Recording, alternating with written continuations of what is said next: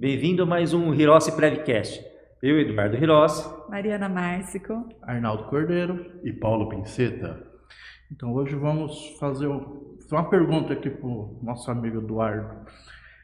O período que o segurado fica em gozo de auxílio-doença, ele é contado como tempo de contribuição e carência? Vamos explicar um pouquinho isso aí. Tá tendo um problema assim recorrente aqui no escritório. Por quê? Porque lá no meu INSS, quando você entra no meu INSS, você tem um simulador lá. Daí o segurado está recebendo auxílio doença, ele vai lá e faz um cálculo no simulador. Ele vê que ele tem tempo de contribuição, ele configurou, ele cumpriu todos os requisitos para se aposentar. Daí ele chega aqui no escritório e fala assim, eu tenho tempo de contribuição, eu já tenho direito de aposentar, o que eu faço? Sim, ele não entende que aquilo é um simulador. Então, o tempo de benefício vai entrar para contagem de tempo. Mas não é assim. Se o benefício for acidentário, se o auxílio-doença for acidentário, tá? Ele já pode pedir a aposentadoria dele. Nesse caso, vai entrar como tempo de contribuição, né? E como carência lá. Tá? E esses valores de benefício vão entrar no cálculo? Interessante. O valor do benefício não entra no cálculo. O que entra no cálculo é o salário de benefício que gerou o auxílio-doença. O que é isso? Você vai pegar quanto ele recebe de benefício e vai dividir por 91. Por 91. Se é 91%, precisa achar o 100%. Então, o auxílio-doença é 91%. Então, o que entra no cálculo é o 100%. Bom, tá. Esse é um caso simples. Porém, existem aqueles casos em que o auxílio-doença não é acidentário, né, Paulo? O caso que estava aqui no escritório. Sim. Neste caso, para que esse período entre como tempo de contribuição, o segurado ele tem que fazer o quê? Pedir alta a pedido, né? Se ele for empregado, ele vai ter que voltar a trabalhar. Sim. Vai fazer uma alta a pedido. Se ele não for empregado, ele vai ter que fazer uma contribuição. Detalhe, tá? É vedado fazer contribuição no mesmo mês que cessou o benefício na condição de facultativo. O INSS não considera. Já tive caso de revisão aqui no escritório em que foi feito isso, o benefício foi cessado, tá? A pessoa foi lá, pediu o benefício de aposentadoria, o servidor emitiu uma carta falando que se ele podia cessar o benefício, ele cessou o benefício. O que aconteceu? Deu direito à aposentadoria? Deu. Só que ele ficou 5 anos recebendo o benefício. Esses 5 anos não entrou no PBC dele. Então, assim, é muito complicado. Então, assim, para benefícios gerados em relação a benefício acidentário, você não precisa fazer um recolhimento, você não precisa voltar a contribuir, a exercer alguma atividade. Mas para benefícios que não sejam acidentários, você tem que fazer um recolhimento. E não tem um prazo assim, a lei não determina, tem que ser 30 dias após a cessação do benefício, ou tem que ser 60 dias, 90 dias. Ela não estipula, ela só fala que você tem que fazer um recolhimento posterior à cessação do benefício. Né? Fala que tem que ser intercalado, né? Intercalado. A que a lei fala, inclusive antes da decisão com repercussão geral do próprio STF, né? Eu tive um caso até que, mas a justiça ela já concedia, né? Esse período aí de tempo recebido de auxílio-doença, hoje o auxílio por incapacidade temporária, ele entraria aí nesse tempo aí para o segurado ter direito a uma aposentadoria. Mas é interessante que o Edu trouxe essa questão do cálculo, né? De diferenciar que tipo de afastamento que foi, se é um auxílio-doença acidentário, se é um auxílio-doença de qualquer natureza. E mais uma vez a importância da gente saber, né, qual é a natureza do auxílio. Sabe uma coisa também que perguntam sempre para mim? Se no cálculo de indenização, aquele valor que se paga é o que vai entrar no PVC. Você fala o salário que recebe de auxílio-doença? Não. Quando as pessoas, assim... Essa semana fizeram 3 perguntas para mim relacionadas ao mesmo assunto. Perguntaram para mim assim, eu vou indenizar esse período. Tá, o INSS tinha emitido a guia e daí perguntou para mim assim, Esse valor que eu vou pagar na guia de indenização, o que é indenização? É o período decadencial, períodos que se passaram mais de 5 anos, né? Então esse período é feito, o cálculo é feito por indenização. É diferente dos períodos não decadenciais. Exemplo, se você fica 3 meses sem recolher do ano passado, você vinha recolhendo, faz uns 10 anos que você vem recolhendo, nesse período você ficou 3 meses. Você vai lá no seu web, faz a guia e você paga. Esse caso, você vai pagar pelo valor que você recolheu, pelo carnê lá, salário mínimo que você recolhia. Tá, entra no sistema, não tem problema. Se passou 5 anos, você não consegue fazer isso. Por quê? O cálculo de indenização, quem faz é o INSS. O INSS autoriza você fazer isso. Então, você tem que provar uma atividade. Além de você pagar, indenizar, você tem que provar uma atividade. Tá? Essa é uma situação. Tem outra situação de reiteração de DIC, tem situação em que reconhecimento inicial de filiação, que é outro assunto. Mas assim, o que acontece?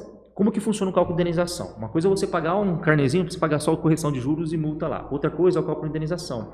E que ele é feito? Ele é feito conforme a média.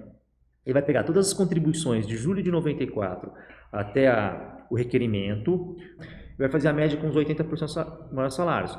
Isso você vai chegar no salário de benefício. Então você vai pagar 20% do salário de benefício. Exemplo, se a média salarial do salário de benefício deu 5 mil, você vai pagar 20% de 5 mil. Então, você vai pagar quanto na parcela? R$1.000. Não. Só que você vai pegar ainda mais, você vai incidir o juros 0,5, né, por mês, limitado a 50%. Exemplo, nesse caso, vai pegar mais R$500, mais 10% de multa. Então, você vai pegar 60%. Então, você vai pagar R$1.600.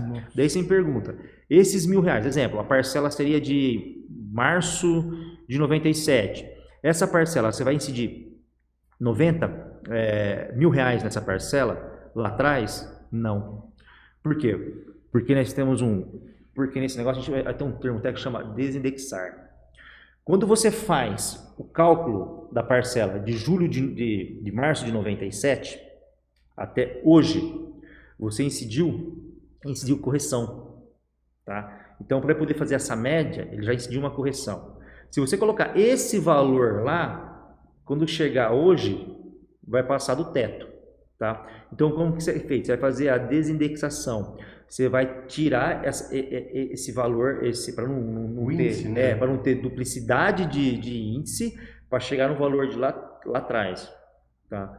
Inclusive, é uma conta bem complexa de ser feita, né? Porque eu fiz um material para o escritório, mas não é difícil, porque você pega os índices, correção mensais, você pega pelo site do governo. Inclusive, teve o interessante é saber fazer isso para você fazer os planejamentos previdenciários. Com certeza. Você tem que saber a fórmula, né? Não, e não é difícil, é porque assim, você tem que escrever para poder mostrar como que funciona. Mas o Paulo já viu. O Paulo, eu e o Johnny fizemos aqui do lado um dia para saber o cálculo. E assim, tem sisteminha, a gente consegue fazer por Excel, tudo. O único trabalho que dá é você pegar os índices e colocar, mas do resto dá para fazer. Muito interessante. Ô, Edu, o tempo cumprido de serviço militar obrigatório entra como tempo e carência? Não. Está na sua normativa. Todo mundo também, as pessoas perguntam sobre isso. Não aquele militar de CTC, tá? Estou falando aquele período de até, se eu não me engano, 1 ano e 8 meses. 1 ano e 8 meses ou 1 ano e 6 meses. Fugiu. 1 ano e meio, na verdade, né? Ele não entra nem como tempo de contribuição. Não, entra como tempo de contribuição. Ele entra só como tempo de contribuição. Carência que não, né? Não. Se for ver, é lógico, né? Não teve recolhimento, né? Como que você vai conseguir considerar uma carência, né? Tempo militar, não. E eu acho importante também já que a gente está falando de auxílio-doença, né? Se a pessoa perdeu a qualidade de segurado, né? Como que fica? Ela tem direito de receber o auxílio-doença? Quais são os requisitos? É assim. O que a gente precisa entender? Que a pessoa está doente, não quer dizer que ela vai receber um benefício junto ao INSS. Então, por INSS, a pessoa tem que estar incapacitada para o trabalho. Tá. Ela perdeu a qualidade de segurado. O que você tem que analisar? O início da incapacidade. Porque às vezes você acha que ela está incapaz hoje, mas o atestado médico, o laudo médico, então o laudo médico muito bem elaborado, Exato. por um profissional qualificado, né, Paulo? Ele vai atestar quando começou a incapacidade. Pode ser que ela começou antes dele perder a qualidade. Porque tem um caso que o Paulo mesmo pegou, que realmente o segurado, o cliente, não tinha qualidade de segurado. Entretanto, a incapacidade de segurado dele Era anterior. Anterior. Inclusive, tinha até um benefício indeferido, né, Paulo? Sim. Tá. Então, isso aí já analisamos.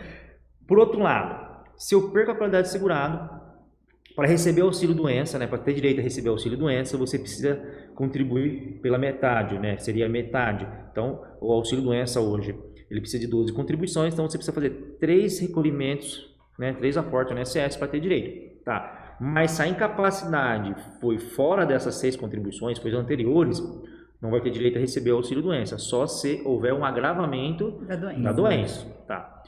Detalhe, tem doenças que também não exigem carência.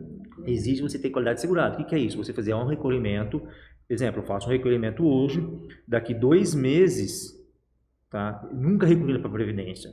Fiz um recolhimento, fiz um recolhimento hoje, não recolhi o mês, só fiz esse recolhimento, exemplo, me confundi, fiz um recolhimento há 3 meses atrás e hoje eu fui diagnosticado, exemplo, eu não gosto de falar essa palavra, câncer.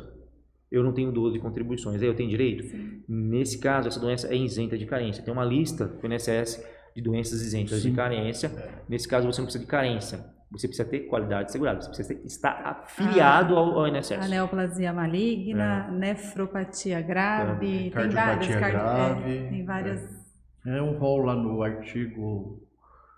Eu não me lembro do artigo. Na verdade, esse rol são 15 doenças, né? Não, o INSS é taxativo, tá? Taxativo, né? Taxativo, mas judicial também. Mas é importante, né? Porque é importante a gente falar sobre isso, dessa questão da carência, a questão de estar na qualidade de segurado e tem essas doenças que isentam uma grande diferença você saber contar na questão do acidente. Sim. A outra coisa também, hoje é mais vantajoso continuar recebendo auxílio-doença do que pedir uma aposentadoria.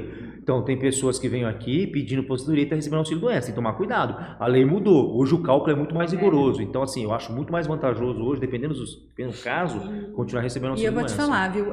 As pessoas, a maioria das pessoas leigas, né? Não nós que lidamos com isso diariamente, mas eu tenho vários clientes, várias pessoas que insistem, né? Doutora, mas eu queria aposentadoria por invalidez. E a gente tem mesmo que ressaltar essa questão da mudança aí das regras de cálculo e do tanto que se tornou prejudicial, né? Tanto que diminuiu o valor da aposentadoria por invalidez comparado com o auxílio-doença. Mas eu acho que foi bom, né, a gente trazer esse assunto. Alguém quer falar mais alguma coisa? Finalizar? Os posts, assim, é engraçado, né? A gente faz todo dia... feito um post lá no Instagram e é um dos assuntos mais polêmicos e pior, toda vez que eu falo de auxílio-doença, na verdade é auxílio por incapacidade temporária, muitas pessoas perguntam lá, mandam no meu direct, mas a maioria não é advogado, é o cliente final que vai lá, às vezes põe um caso e eu vejo assim que a mesma reclamação, né? O INSS indeferiu um processo, que eu tô ruim, mas eu falo assim, a gente que lida, né, com essa área, sempre a gente tem o dever, né, de sempre orientar o cliente, lógico, às vezes o cliente não tem uma condição adequada, mas procurar um profissional qualificado, né? Com certeza. Quanto mais assim qualificação tem um profissional, os médicos entre eles entendem. E para saber instruir o pedido administrativo, depois no judicial, né? Saber o que juntar laudos de médicos aí que comprovem a incapacidade, como o Edu bem disse, há uma grande diferença, né? A doença, a incapacidade, a gente não pode misturar. Mas depois eu sugiro até um próximo podcast, a gente falar um pouquinho sobre esse assunto também, de como pedir, de como se portar na hora da perícia médica. Eu acho muito importante a gente trazer essa informação aí para todo mundo também. Então, Perfeito. Foi um prazer, mais um Hirose Previcast e nos vemos na próxima. Boa noite. Boa noite.